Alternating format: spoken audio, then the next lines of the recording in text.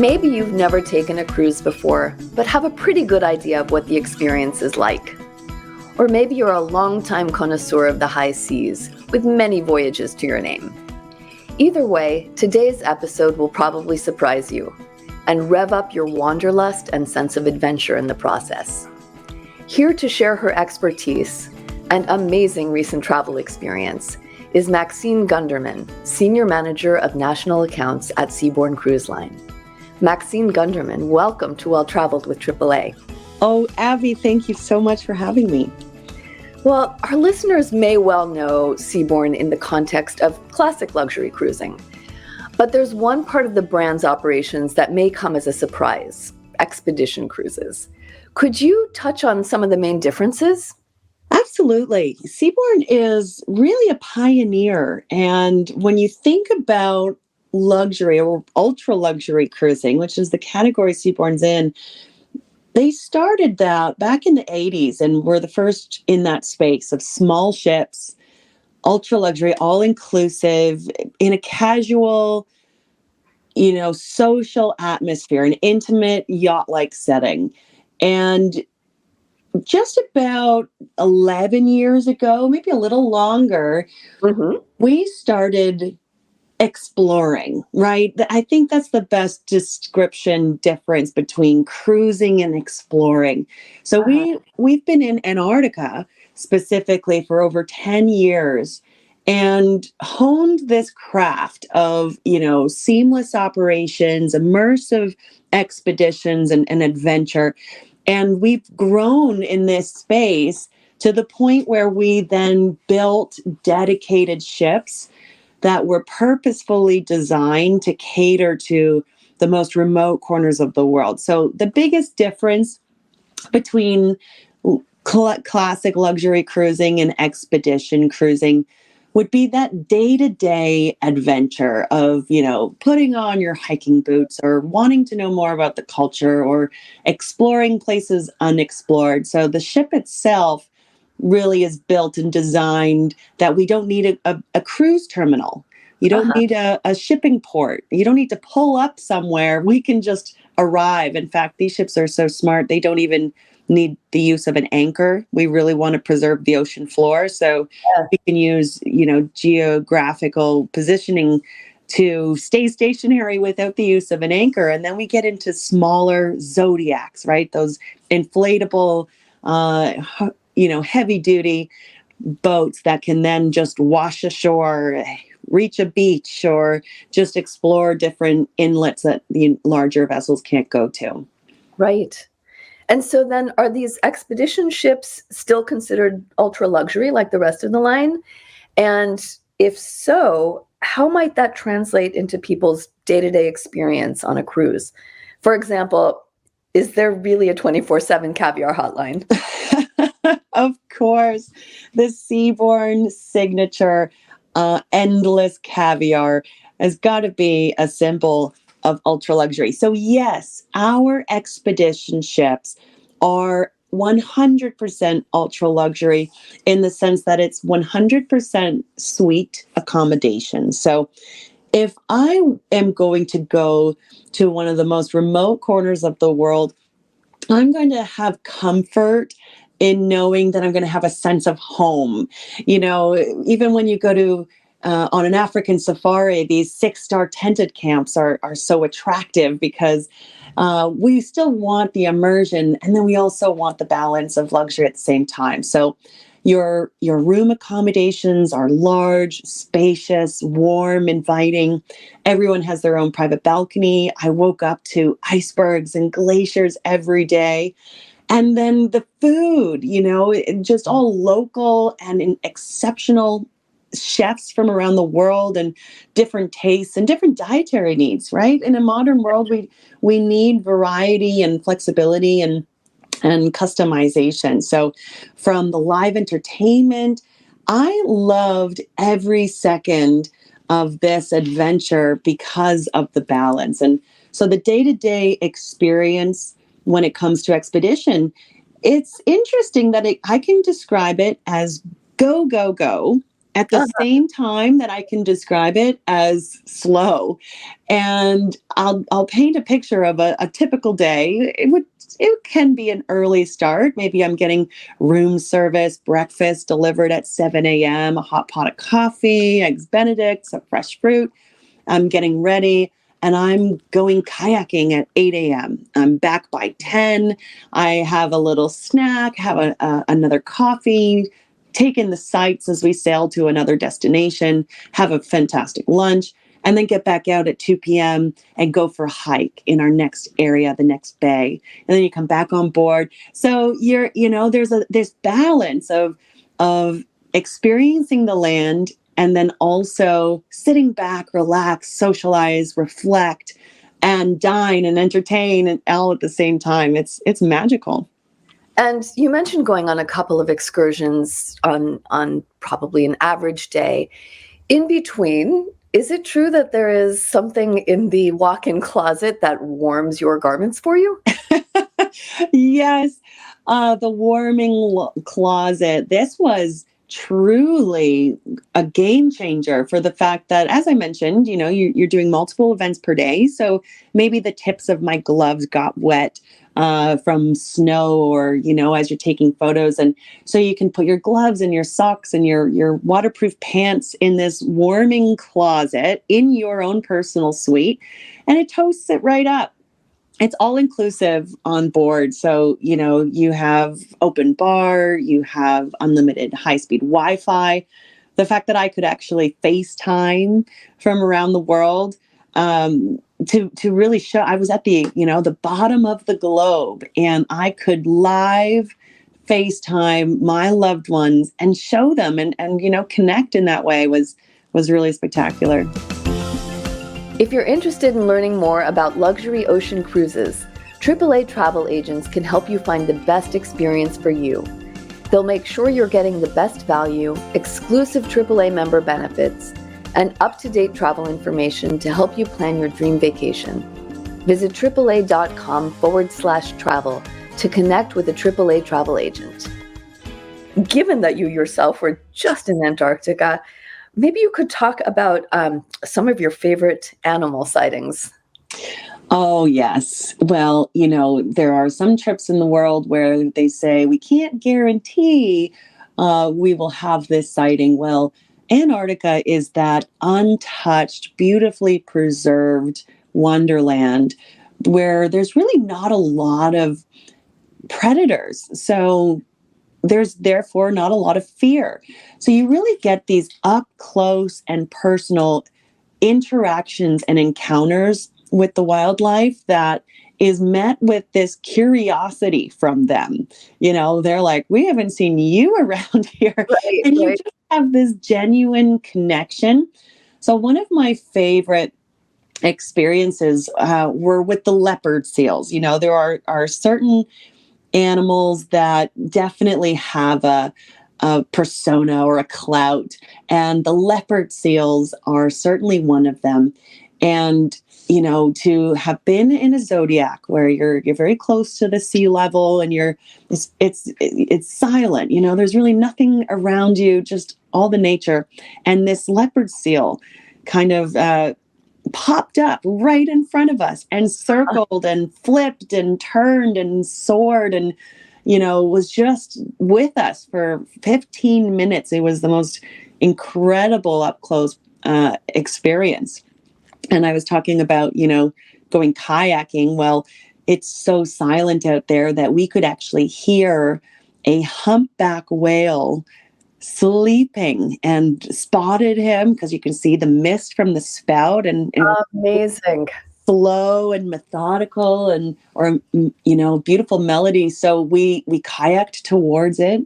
We were in a small group. It was only maybe 8 kayaks, and we were beside a sleeping humpback. It was incredible.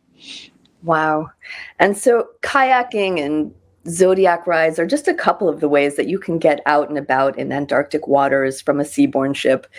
Could you talk about exploring them from the inside of a submarine? Oh, the submarines. Yes.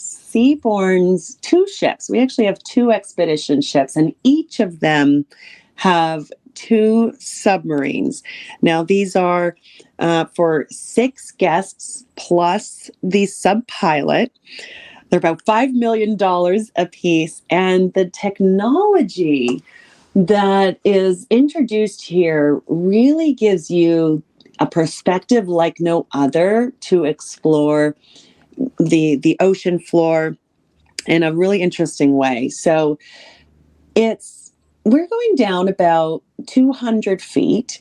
We'll find a bay, because what's really interesting, of course, all the life will live either kind of like on a wall or the floor, where even the icebergs, floating by are dragging on the ocean floor and creating, this presence in these beautiful grooves. So yes, I did get down in a submarine, and also the lighting. I have been snorkeling, I've been scuba diving, and we know one thing, or the first thing to go as you go to any kind of depth, are the colors. The light rays don't have the same reach. So the submarine having these LED lights all the way around really does illuminate and bring the brightness and the colors that you wouldn't see otherwise. And we're able to, of course, go deeper than a scuba dive, and you're fully protected. So it was really enlightening to think and realize that I am somewhere that's never been seen before, because no submarine dive is alike. We actually, with the 2 subs, can do, up to 10 dives a day, and we'll do dives every day when the conditions are possible. So to think, I didn't really know what would be under the Southern Ocean in Antarctica, but to see octopus and phantom jellyfish, if you want to Google these beautiful, majestic, massive, flowy species. But we saw whale bones, and we also, I don't know if this was a scientific discovery, but it took all of us by surprise. We actually saw a penguin swimming that deep. Incredible. I couldn't imagine. And he kind of, he was swimming along, and then he turns and he looks straight at the sub, and then he's like, okay, I'll go up now. But how did you hold your breath, little one? Yeah.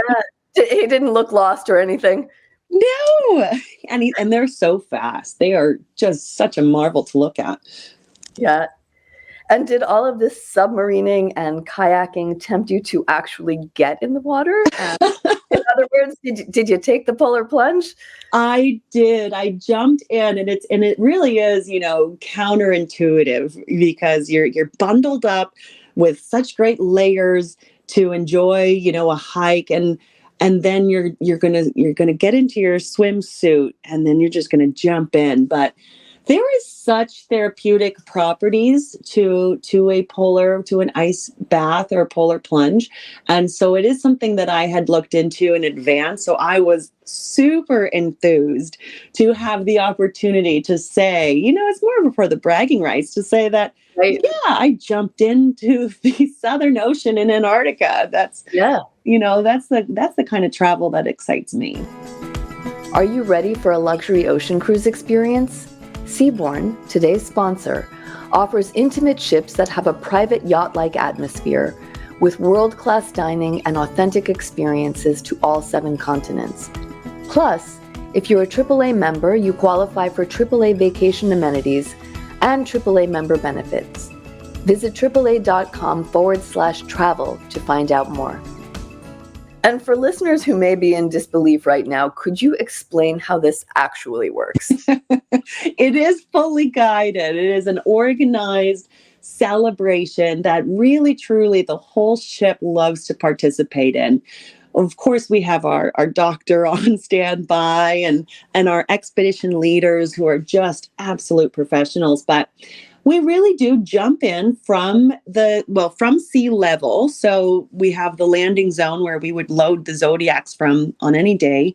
And so you actually walk out to that ledge, and you're leashed. You do have a tether around your waist, and full supervision with Zodiacs around. And one at a time, we even have liquid courage. There's robes, slippers, and your spirit of choice. Uh-huh. And people from their balconies and from the upper decks are all on watching, and the energy, the music, it's spectacular. And you just jump right in. And as soon as I surfaced, I swam back to the ladder and climbed back out and came right to the sauna. I went, and that's the magic of luxury, is you have the sauna and the hot tubs and the hot cocoa waiting for you at your leisure. And then in the sauna, you're able to look right back out at the landscape you've just left, right? Oh, the picture window in the sauna is truly, I love the design of the ship for the fact that you are always connected. There's this outward facing design where it's floor to ceiling windows everywhere.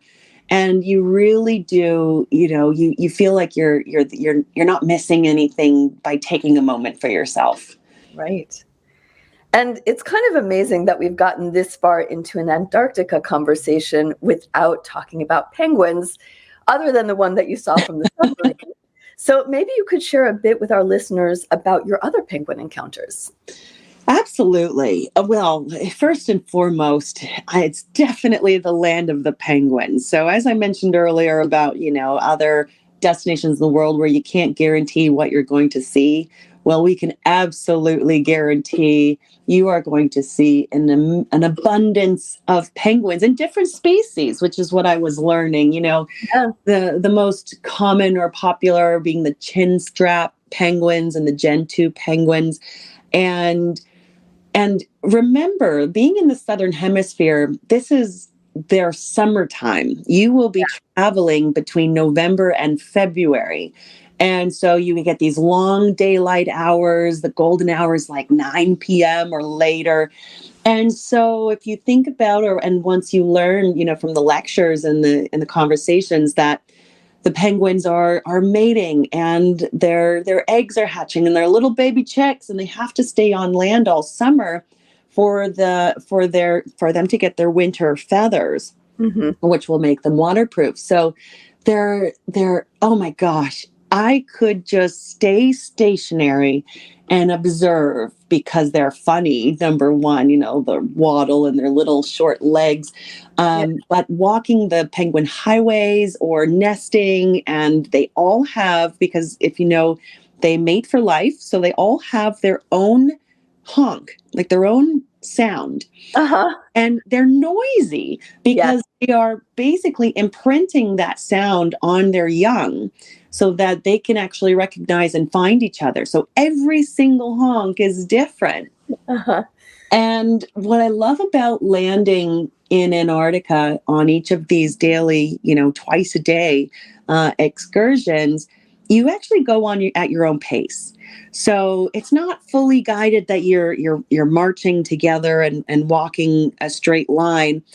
You really do get to roam around the area. So you could just stop and take that photo and observe, or, even maybe write, journal something, or go on a longer hike up to a lookout. So you do have that time to just be present and observe those penguins.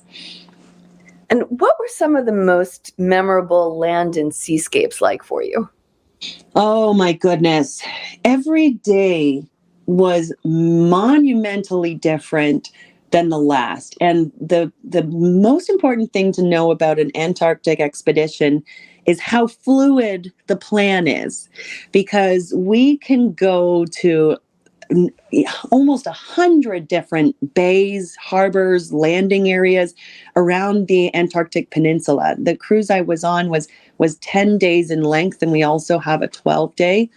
And so you can cross down into the Antarctic Circle and go further.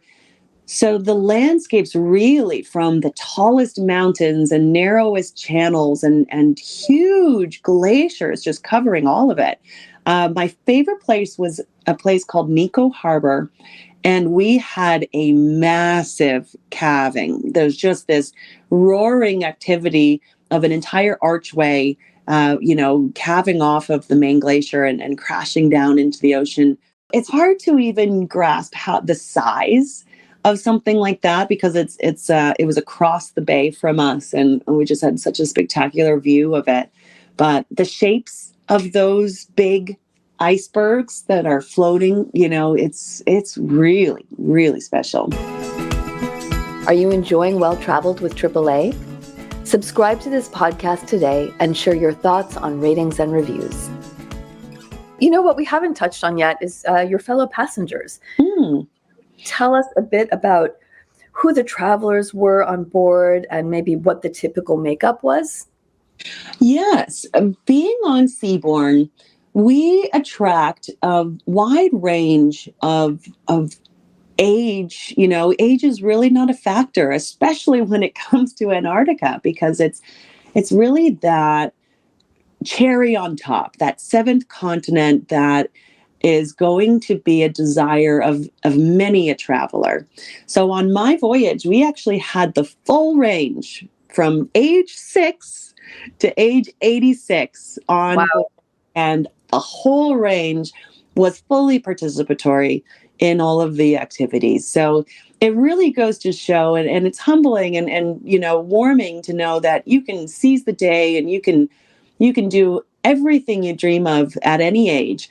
And the discovery that comes from that is spectacular. So what's great is, again, the comforts, the luxury of having this warm home to come back to is making it accessible to bring multiple generations on board altogether. And you mentioned the expedition leaders and guides.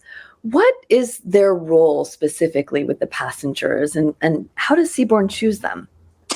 Yes. The expedition guides is the heartbeat of the whole operation. In fact, Seabourn has the largest team of guides. We have a team of 24 guides on board our ship. And we didn't necessarily talk about the capacities, but it's only 250 guests. Mm-hmm. So you have the expedition leader, who really is the chief in charge.